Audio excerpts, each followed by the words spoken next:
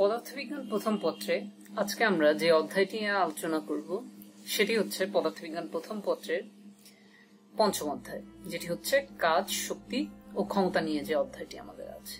তো এটি পাঠ্যসূচি প্রথমেই দেখে নেওয়া যাক। তো এটির পাঠ্যসূচিতে কি কি বিষয়বস্তু নিয়ে আলোচনা হবে সেটা তোমরা দেখতে পাচ্ছ। তো আমরা এইসব জিনিস সবই ধীরে ধীরে ডিসকাস করব।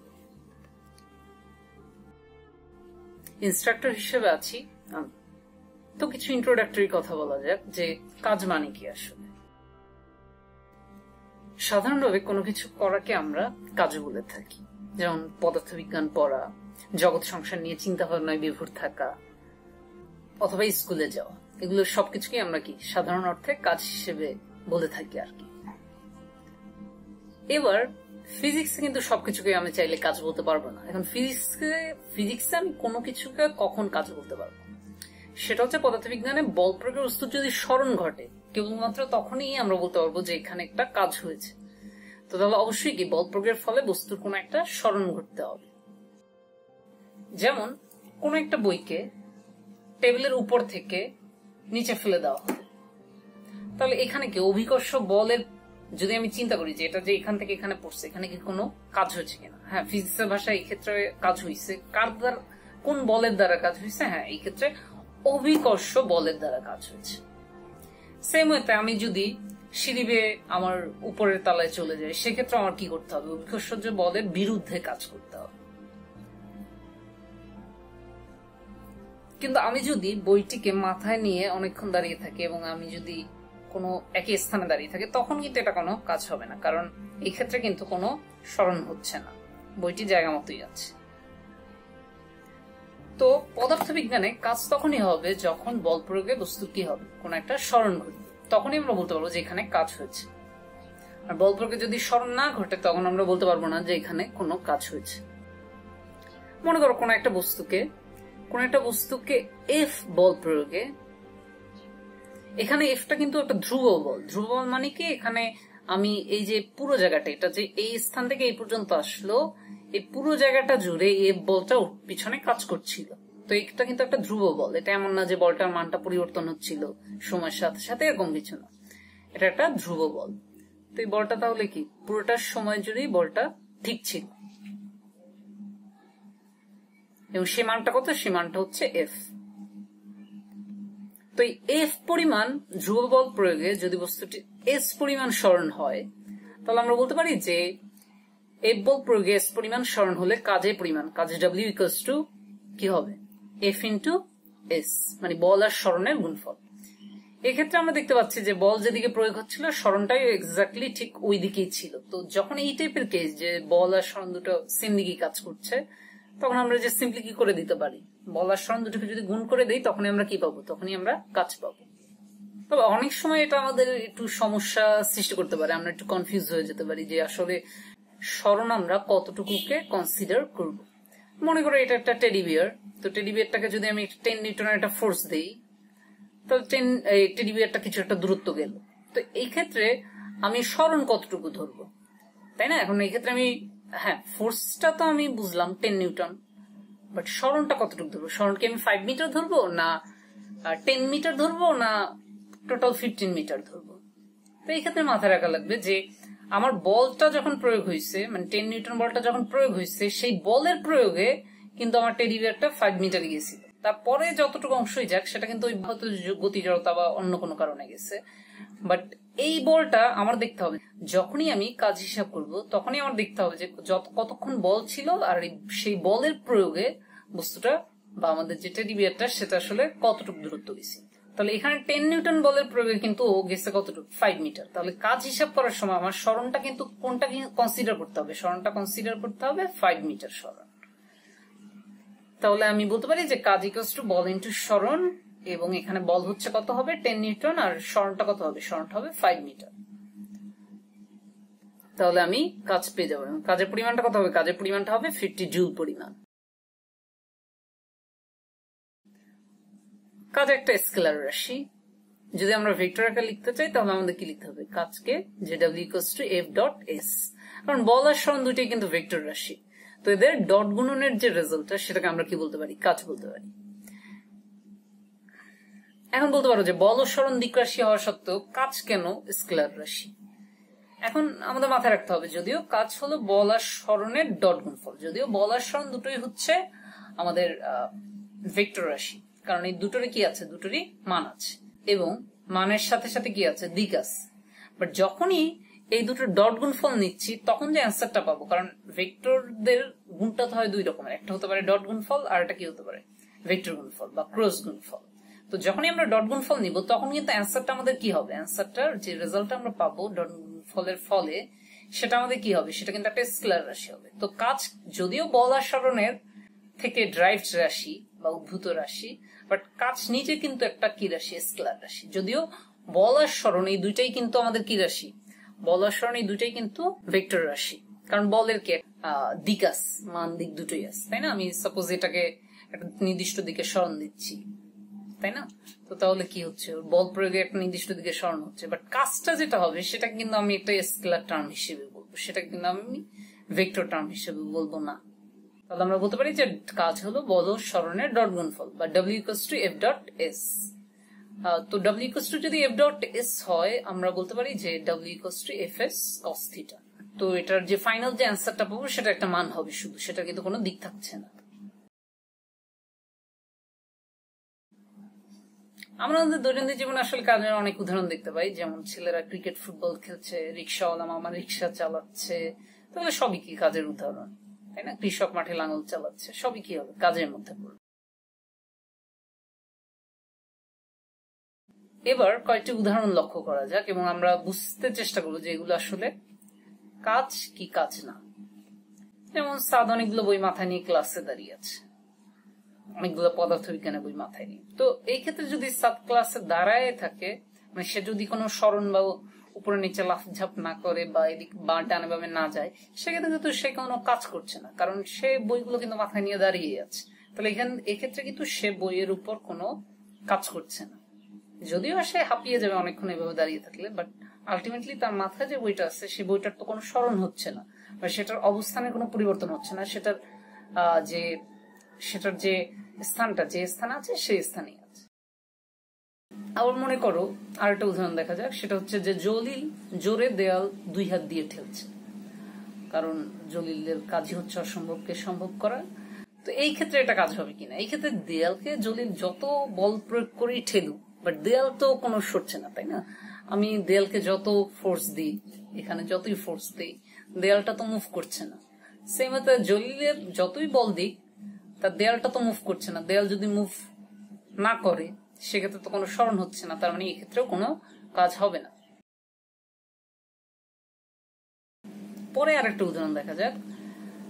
সাপোজ রুহি কোন একটা খেলনা সে ঘরে এক প্রান্ত থেকে ঠেলে অন্য প্রান্তে নিয়ে গেল। তো এক প্রান্ত থেকে যদি অন্য প্রান্তে নিয়ে যায়, সেক্ষেত্রে এই ক্ষেত্রে যেহেতু সরণ হয়েছে, তাহলে অবশ্যই কি হবে, বলতে পারি আমরা যে কাজ হয়েছে। তো পদার্থবিজ্ঞানের পরিভাষায় কাজকে যদি আমরা সংজ্ঞায়িত করতে চাই, তাহলে আমরা কি বলতে পারি, আমরা বলতে পারি যে কোনো বস্তুর উপর বল প্রয়োগে বস্তুর সরণ ঘটলে প্রযুক্ত বল ও বলের অভিমুখে সরণের উপাংশের গুণফলকে আমরা কি বলবো, কাজ বলবো। এখন বলতে পারো যে এখানে বল প্রয়োগে আবার বস্তুর সরণ ঘটলে বুঝলাম, কিন্তু বল ও বলের অভিমুখে সরণের উপাংশের গুণফল, এটা নিয়ে একটু ঝামেলা মনে হতে পারে। এখন কাজের সংজ্ঞাটা এরকম হওয়ার যে রিজন, সেটা হচ্ছে সবসময় যে আমরা মানে কোনো কিছুকে যে আমি যেদিকে বল প্রয়োগ করবো কোনো কিছু সেদিকেই যাবে তা তো না, তাই না? আমি সাপোজ এটাকে এদিকে টেনে নিয়ে যাচ্ছি, আমি বল এদিকে প্রয়োগ করতেছি, এটা যাচ্ছেও এদিকে, সবসময় যেরকম হবে তা তো না। আমি চাইলে এটাকে এই বরাবরও টানতে পারি, বাট তখনও আমি দেখতে পাচ্ছি যে বল যেদিকে প্রয়োগ করছি সরণটা ঠিক সেদিকে হচ্ছে না, তার সাথে কোণ করে কোনো একটা দিকে হচ্ছে। তাহলে এই টাইপের কেসের জন্য আমরা যদি কাজ হিসাব করতে চাই, আমাদের অবশ্যই কি করতে হবে, আমার দেখতে হবে সরণের দিকে বলের কতটা অংশ আছে, তাই না? কারণ বলের ওই অংশটাই ব্যয় হয়েছে ওই সরণটা কাটানোর জন্য। আমি যদিও বল পুরোটাই প্রয়োগ করছি একটা নির্দিষ্ট দিকে, বাট সরণটা হয়েছে তার সাথে কোন একটা কোণ করে। তো এই জন্য আমরা কাজের যে সংজ্ঞাটা বলবো সেটা হচ্ছে কোনো বস্তুর উপর বল প্রয়োগে বস্তুর সরণ ঘটলে প্রযুক্ত বল ও বলের অভিমুখে সরণের উপাংশের গুণফলকে আমরা কি বলবো, কাজ বলবো। সবসময় যে বল প্রয়োগে বলের দিকে বস্তুর সরণ ঘটবে তা না, আমরা অলরেডি বললাম যেমন এমনও হতে পারে যে কোনো কিছুকে, যে একটু আগে আমি যেভাবে ওই টয়টাকে টেনে দেখালাম, সেম হয়তো এইভাবে, হয়তো টেডি বিয়ারটাকে যদি কেউ একজন যদি এই দিকে বল প্রয়োগ করে, এই দিকে বল প্রয়োগ করে এদিকে একটা ফোর্স দিল, এদিকে একটা ফোর্স দিয়ে টানলো, তো যত ফোর্স দিয়ে টানলো কিন্তু বস্তুটা গেল কিন্তু এদিকে, বস্তুটার সরণটা কিন্তু হচ্ছে এদিকে, তাই না? তাহলে এই ক্ষেত্রে কিন্তু বল প্রয়োগের দিকে সরণ হচ্ছে না, তার সাথে কি একটা কোণ করে, তার সাথে একটা থিটা কোণ করে তারপর এইদিকে সরণ হচ্ছে। তো এটা আমাদের কিন্তু মাথায় রাখতে হবে। তো এই জিনিসটাকে একটু গাণিতিক ভাবে চিন্তা করা যাক যে কিভাবে লেখা যায়। তো মনে করলাম কোন একটা বস্তুর উপর বল প্রয়োগ হলো এদিকে, কোন একটা বস্তুর উপর যদি এদিকে বল প্রয়োগ হয় এবং তার ফলে যদি তার সরণটা হয় এদিকে, সেই ক্ষেত্রে আমরা যদি এটাকে ফর্মুলেট করার চেষ্টা করি বা আমরা যদি এই ক্ষেত্রে কাজের রাশিমালা কেমন হবে সেটা জানতে চেষ্টা করি, আমার দেখতে হবে যেদিকে সরণ ঘটছে সেই সরণের দিকে বলের, এই যে বলটা কাজ করতেছে বলের উপাংশ, সেই উপাংশের মানটা আমাদের জানা লাগবে। তো সেই উপাংশটা নিতে হলে আমরা কি করবো, এখান থেকে জাস্ট একটা লম্ব বিক্ষেপ নিলে আমরা সেটা পেয়ে যাচ্ছি।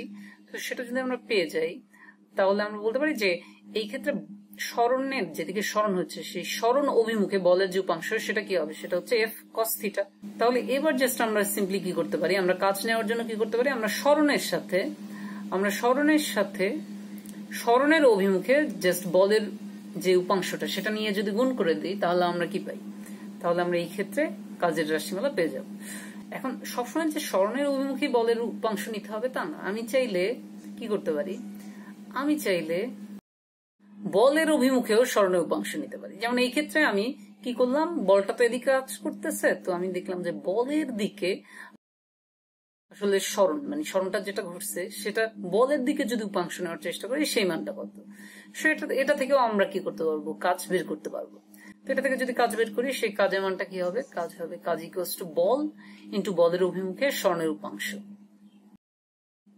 তাহলে আমরা সেটা থেকেও কি পাই, সেটা কি হবে, তো বল মানে এফ আর বলের অভিমুখের সরণ উপাংশ সেটা তাহলে কি এস কস থিটা। তাহলে আমার just W equals to simply কি হবে, F into S cos theta. Same ওয়েতে এবার একটা ম্যাথের মতো কিছু দেখা যাক। সাপোজ 5 নিউটন বল প্রয়োগের ফলে কোন একটা বস্তু একটা নির্দিষ্ট পরিমাণ সরে আসলো এবং সেটার যে সরণটা হলো সেই সরণটা হলো মনে করলাম 2 মিটার। তো সেটা যদি 2 মিটার হয় তো সেক্ষেত্রে আমরা কাজটা যদি বের করতে চাইলে আমরা সরণের অভিমুখে যেমন বলের উপাংশ নিয়ে করতেছি, চাইলে আমি বল ইন্টু বলের অভিমুখে সরণ উপাংশ সেটা দিয়েও করতে পারতাম, বাট যে কোনো একটা নিয়ে করলেই হচ্ছে। তো আমি এক্ষেত্রে কি করছি, সরণ ইন্টু সরণের অভিমুখে বলের উপাংশ নিয়ে চিন্তা করতেছি। তাহলে আমার এই ক্ষেত্রে সরণ তার মানে এস ইন্টু সরণের অভিমুখে বলের উপাংশ সেটা কি এফ কস থিটা। তো আমার ডাব্লিউ ইকুয়ালস টু কি আসতেছে finally F S cos theta.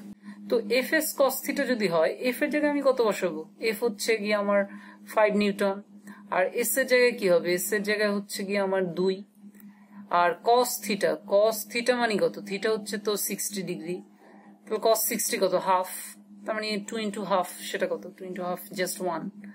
So just এটার অ্যান্সারটা কি হবে, জাস্ট 5 জুলস।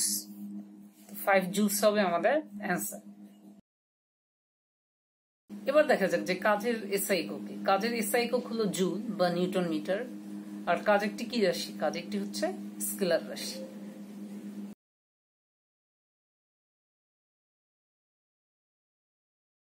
এবার দেখা যাক যে 1 জুলের সংজ্ঞা কি হতে পারে। 1 নিউটন বল প্রয়োগে কোন বস্তুর যদি 1 মিটার সরণ হয় সেক্ষেত্রে যে কাজ হবে সেই কাজটাকে আমরা কি বলতে পারি, 1 নিউটন মিটার বা 1 জুল। আর কাজের অভিকর্ষীয় একক তাহলে কি হবে, কেজি মিটার। আর কাজের মাত্রা যদি আমরা জানতে চাই, আমরা জানি W equals to F S. তাহলে এক্ষেত্রে বল আবার বলের যে মাত্রাটা সেটা কি, বলের মাত্রা হচ্ছে ভর ইন্টু ত্বরণ। তো ভরের জন্য এম আর ত্বরণ মানে কি এল টি টু দি পাওয়ার -2। তাহলে তার সাথে যদি আবার সরণের মাত্রা গুণ করি সেটা কত হবে, সেটা হচ্ছে এল। তাহলে আমার ফাইনালি কাজের যে মাত্রাটা আমরা পাবো সেটা হচ্ছে M L square T inverse 2। এবার দেখা যাক বিভিন্ন ধরনের কাজের ব্যাপারে। প্রথমেই আমরা আলোচনা করব ধনাত্মক কাজ বা বলের দ্বারা কাজ সম্বন্ধে। যদি বল প্রয়োগের ফলে বলের দিকে বলের প্রয়োগ বিন্দু সরণ ঘটে বা বলের দিকে সরণের ধনাত্মক উপাংশ থাকে তবে ওই সরণের জন্য কৃত কাজকে আমরা কি বলবো, বলের দ্বারা কাজ বলবো। তার মানে বলটাও যেদিকে প্রয়োগ হচ্ছে সরণের দিকটাও সেদিকে। এখন বলতে পারো এই যে দিকের লিমিটটা কত থেকে কত ডিগ্রির মধ্যে থাকবে, তো সেই যে মানটা সেটা হচ্ছে ধনাত্মক কাজের বেলায় সেটা হবে 0 থেকে 90 ডিগ্রি মাঝখানে কোনো একটা কোণে। তার মানে কি যখন বল প্রয়োগের ফলে বলের প্রয়োগ বিন্দুর সরণ বলের দিকেই হবে, তখন আমরা এটাকে কি বলবো, বলের দিকে সরণের ধনাত্মক উপাংশ থাকবে, সেটাকে আমরা কি বলবো, সেটাকে আমরা বলবো বলের দ্বারা কাজ বা ধনাত্মক কাজ।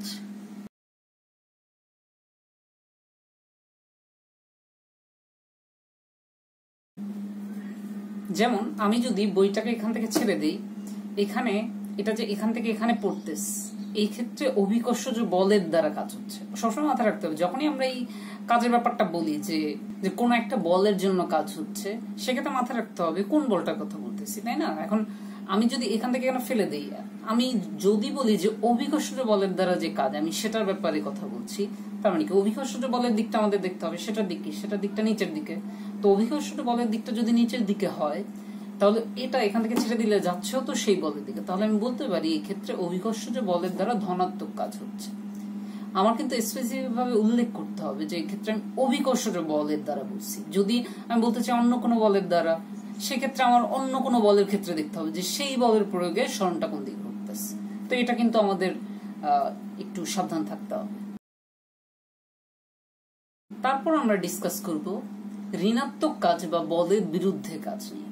তো ঋণাত্মক কাজ বা বলের বিরুদ্ধে কাজ মানে কি, এক্ষেত্রে হচ্ছে যদি আমরা কিভাবে সংজ্ঞায়িত করব, যদি বল প্রয়োগের ফলে বলের বিপরীত দিকে বলের প্রয়োগ বিন্দুর সরণ ঘটে বা বলের দিকে সরণের ঋণাত্মক উপাংশ থাকে, তবে ওই সরণের জন্য কৃত কাজকে আমরা কি বলবো, বলের বিরুদ্ধে কাজ। তার মানে কি বল প্রয়োগের ফলে বলের বিপরীত দিকে বলের প্রয়োগ বিন্দুর সরণ হতে হবে। তার মানে বলের ডিরেকশন আর সরণের যে ডিরেকশন, এই দুইটা ডিরেকশন কি একই দিকে হতে পারবে না। তাহলে এবারও মাথায় আসতে পারে যে তাহলে কখন, মানে কত কোণের মধ্যে আমরা ঋণাত্মক কাজ বা বলের বিরুদ্ধে কাজ করবো। সেই ক্ষেত্রে কোণের মানটা, মানে বল আর সরণের মধ্যবর্তী কোণটা কত থেকে কতর মধ্যে হতে হবে। তো এই ক্ষেত্রে বল আর সরণের মধ্যবর্তী যে কোণটা, সেটা হতে হবে 90 থেকে 180 ডিগ্রির মধ্যে। তো তাহলে আমরা বলের বিরুদ্ধে কাজের বেলা আমাদের মাথায় রাখতে হবে বল প্রয়োগের ফলে বলের বিপরীত দিকে বলের প্রয়োগ বিন্দুর সরণ ঘটবে, বা বল আর সরণ দুইটার ডিরেকশনটা কি একই দিকে হবে না। তাহলে এটা হচ্ছে কি বলের বিরুদ্ধে কাজ বা ঋণাত্মক কাজ। যদি আমি এই বইটিকে এখান থেকে এখানে উঠাই, এই ক্ষেত্রে অভিকর্ষজ বলের বিরুদ্ধে কাজ করতে হচ্ছে কিন্তু, তাই না? কারণ অভিকর্ষজ বল কাজ করতেছে কি নিচের দিকে, আর সেই বলের বিপরীতে আমি যদি এটার একটা উপরের দিকে সরণ দিই, তাহলে অভিকর্ষজ বলের বিরুদ্ধে কাজ হচ্ছে বা অভিকর্ষজ বলের জন্য ঋণাত্মক কাজ হচ্ছে। বাট তবে একটা জিনিস মাথায় রাখতে হবে, যদি এই ক্ষেত্রে আমি হাত দিয়ে যে বলটা প্রয়োগ করছি, সেই বল তো আমি প্রয়োগও করছি উপরের দিকে আর গেছো উপরের দিকে, তো সেই বলের জন্য কিন্তু এটা ধনাত্মক কাজই বলতে হবে। কারণ আমি বল প্রয়োগ করছি হাতের দ্বারা উপরের দিকে আর গেছেও কিন্তু এটা উপরের দিকে। বাট এই ক্ষেত্রে অভিকর্ষজ বলের কথা যদি চিন্তা করি, তাহলে অভিকর্ষজ বল তো আমি যত দিকে নেই বা যাই করি, সেটার ডিরেকশন কি সবসময় নিচের দিকে। তো সেটার কিন্তু আমি অপোজিটই নিচ্ছি, আমি কিন্তু এটাকে উপরের দিকে উঠাচ্ছি। তো এটা কিন্তু মাথায় রাখতে হবে যে আমি কোন বলের কথা বলতেছি এবং সেই বলের সাথে সরণের ডিরেকশনটা কোন দিকে। তাহলে এই ক্ষেত্রে যদি আমি এখান থেকে এখানে উঠাই, অভিকর্ষজ বলের বিপরীতে কাজ হচ্ছে বা অভিকর্ষজ বলের জন্য ঋণাত্মক কাজ হয়েছে। বাট আমার হাত দিয়ে যে বল প্রয়োগ করছি তার জন্য কিন্তু ধনাত্মক কাজ হয়েছে বা বলের দ্বারা কাজ হয়েছে। তাহলে এটা গেল ঋণাত্মক কাজ বা বলের বিরুদ্ধে কাজ। এরপর আমরা যেটা নিয়ে ডিসকাস করব সেটা হচ্ছে শূন্য কাজ বা জিরো ওয়ার্ক বলতে পারি ইংলিশে। সেটা হচ্ছে কোনো বস্তুর উপর বল প্রয়োগের লম্ব বরাবর যদি সরণ ঘটে, মানে এই ক্ষেত্রে বল আর সরণের মধ্যবর্তী কোণ যদি কোনোভাবে 90 ডিগ্রি হয়, তাই না, তখন আমরা বলতে পারি যে এই ক্ষেত্রে এই বলের দ্বারা কোনো কাজ হয় না, এই ক্ষেত্রে কাজের পরিমাণ কি শূন্য, তাই না? আমরা যখন ডব্লিউর যে ইকুয়েশনটা আমরা বের করছিলাম প্রথম দিক থেকে আমরা ডিসকাস করতেছি, সেটা কি ছিল? সেটা ছিল W = Fs cos θ। তাহলে এখানে কয়েকটা কারণে তাহলে আমার কাজ শূন্য হতে পারে। যদি এফ এর মান 0 হয় তাহলে আমার ডব্লিউ শূন্য হতে পারে, যদি এস এর মান 0 হয় তাহলে আমার ডব্লিউ 0 হতে পারে, মানে আমার কাজ শূন্য হতে পারে, তাই না? আমি যদি কোনো কিছুতে বল প্রয়োগ করি এবং তাতে যদি তার কোনো সরণ না ঘটে, সেক্ষেত্রে যেমন কাজ শূন্য হবে। যদি আমি বলের পরিমাণেই হয় 0, সেক্ষেত্রেও কাজ শূন্য হবে। আবার সাপোজ এফ এর একটা মান আছে, এস এরও একটা মান আছে, কিন্তু আমার যে cos θ এই টার্মটাও যদি 0 হয়, তাহলেও কিন্তু আমার কাজ হচ্ছে না। এখন cos থিটার মান কত হলে 0 হতে পারে, থিটার মান কত হলে cos থিটার মান 0 হতে পারে, সেটা হচ্ছে কি থিটার মান 90 ডিগ্রি হবে। তাহলে আমার যদি কোনোভাবে বল আর স্বর্ণের মধ্যবর্তী কোণটা 90 ডিগ্রি হয়, সেক্ষেত্রে কিন্তু আমি বলতে হবে কি যে কাজের পরিমাণটা কত হচ্ছে, 0 হচ্ছে। যেমন এই ক্ষেত্রে যদি টেডি বিয়ারটাকে এই অবস্থান থেকে এই অবস্থান পর্যন্ত সরণ ঘটানো হয়, তাহলে আমরা বলতে পারি যে এই ক্ষেত্রে অভিকর্ষ যে বল সেটা তো কিন্তু নিচের দিকে কাজ করতেছে, বাট ওর সরণটা হচ্ছে কিন্তু ডান দিকে। হ্যাঁ, হয়তো ডান দিকেও গেছে অন্য কোনো বলের ক্রিয়ায়, হয়তো ডান দিকে ওকে অন্য কোনো বল দেওয়া হচ্ছে, বাট সেটা এই ক্ষেত্রে আমাদের বিবেচ্য বিষয় না। আমরা যদি এই ক্ষেত্রে অভিকর্ষ যে বলের দ্বারা ওর কতটুকু কাজ হয়েছে এটার দিকে নজর দিই, তাহলে কিন্তু এই ক্ষেত্রে কাজের পরিমাণটা 0 হয়েছে। হ্যাঁ, হয়তো যে বলের কারণে ও বাম থেকে ডান দিকে গেছে সেটার জন্য কোনো একটা পজিটিভ ওয়ার্ক হচ্ছে, বাট সেটার জন্য আমি বলতেছি না। যদি এই ক্ষেত্রে আমি অভিকর্ষ যে বলের জন্য ওর কতটুকু কাজ হয়েছে এটা জানতে চাই, তাহলে সেই কাজের পরিমাণটা কি হবে, সেই কাজের পরিমাণটা কিন্তু হবে 0। তাহলে এটা গেল 0 কাজ।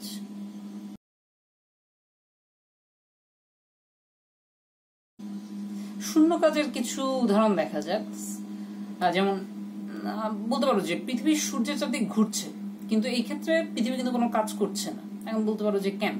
কারণ এই ক্ষেত্রে আমাদের মাথায় রাখতে হবে যে পৃথিবী সূর্যের চারদিকে ঘুরছে, যে কোনো মুহূর্তে যদি আমরা পৃথিবীর সরণের অভিমুখ চিন্তা করি, তাই না, পৃথিবী তো অনবরত ঘুরতেছে, তো যে কোনো মুহূর্তে যদি পৃথিবীর সরণের অভিমুখ চিন্তা করি, সেই সরণের যে অভিমুখ মানে বৃত্তপথে ঘুরতেছে, যদিও বৃত্তপথ না উপবৃত্তাকার পথ, বাট অলমোস্ট বৃত্তাকার বলা যায়। তো বৃত্তপথে ঘুরলে সেক্ষেত্রে পৃথিবীর যে সরণের অভিমুখ যে কোনো মুহূর্তে তার যে রৈখিক সরণের অভিমুখ সেই ডিরেকশনের সাথে আমরা যদি পৃথিবী আর সূর্যের মধ্যবর্তী যে মহাকর্ষ বল কাজ করতেছে সেটা চিন্তা করি, তাহলে কিন্তু এই ক্ষেত্রে একটা মাঝখানে যে কোণটা আছে সেই কোণটার মান কত, সেই কোণটার মান কিন্তু আমরা দেখবো একটা 90 ডিগ্রি কোণের মান।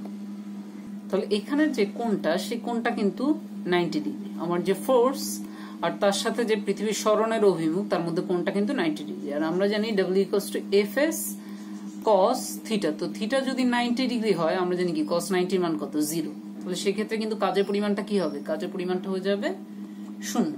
তাহলে আমরা বলতে পারি যে সূর্যের যে আকর্ষণ বলের অভিমুখ আর পৃথিবীর সরণের অভিমুখ এই দুটার মধ্যে, এই দুটো যেহেতু পরস্পর লম্ব অভিমুখে কাজ করতেছে, তার কারণে পৃথিবীর আবর্তনের পৃথিবীর যে আবর্তন হচ্ছে সেক্ষেত্রে সূর্যের মহাকর্ষ বলের দ্বারা কোনো কাজ হচ্ছে না।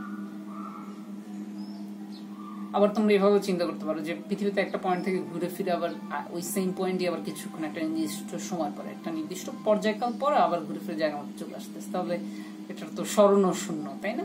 তাহলে সরণ শূন্য হলে তো সেভাবে চিন্তা করলেও কাজের পরিমাণ 0 হবে। তো এভাবে চিন্তা করতে পারো। আবার যে কোনো মুহূর্তেও যদি কাজের কথা চিন্তা করো সেক্ষেত্রে আমরা দেখতে পাচ্ছি যেহেতু কোণটা 90 ডিগ্রি, মানে সূর্য আর পৃথিবীর মধ্যে মহাকর্ষ বল আর পৃথিবীর সরণের অভিমুখের মধ্যবর্তী কোণটা 90 ডিগ্রি, তাহলে আমরা বলতে পারি যে ক্ষেত্রে পৃথিবীর সূর্যের চারদিকে ঘুরলেও এক্ষেত্রে কিন্তু কোনো কাজ হচ্ছে না।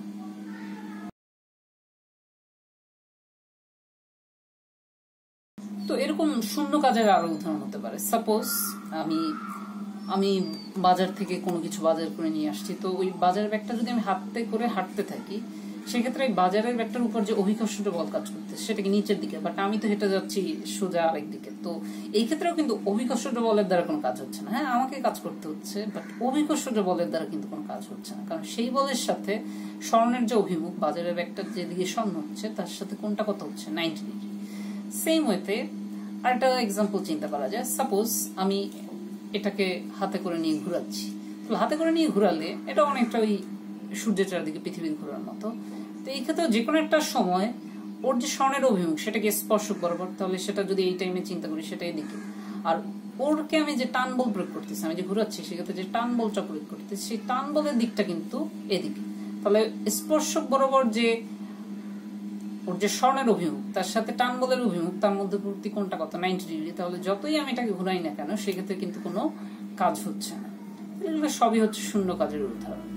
এখন কাজ নিয়ে কথা বলতে গেলে আরো আমাদের বলতে হতে পারে একাধিক বল দ্বারা কাজ, যে এটার দ্বারা কি বোঝায়। এখন একাধিক বল মানে কখনো যদি এমন হয় যে কোন একটা বস্তুর উপর একই সাথে একাধিক বল কাজ করতেছে, তাহলে সেক্ষেত্রে আমি যদি মোট কাজের পরিমাণটা বের করতে চাই সেক্ষেত্রে আমার কি করতে হবে, আলাদা আলাদা ভাবে প্রত্যেকটা বলের জন্য কাজ বের করে সেটা যদি আমি সাম নেই, সেটা যদি আমি একটা সেভাবে যেমন আমি সেক্ষেত্রে আমি মোট কাজ পাবো।